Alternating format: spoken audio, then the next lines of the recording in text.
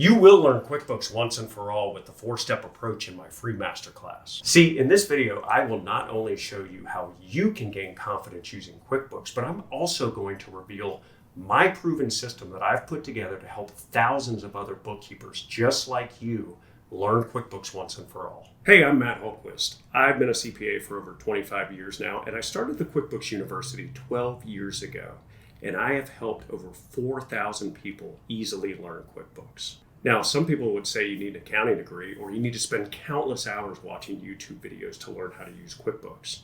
But I'm telling you, these are all just myths designed to take your hard-earned money and waste your valuable time. You see, QuickBooks can seem like a maze, more specifically, a maze where you're blindfolded. But look, I'm here to give you the answers. I'm here to shine a light and give you step-by-step instructions on navigating that maze. And I boiled it down to a simple step-by-step process. So if you're tired of just getting by and knowing the basics of QuickBooks, I invite you to join the Masterclass where I reveal to you the 4-step approach I've put together to help thousands of other QuickBooks users just like you learn QuickBooks once and for all.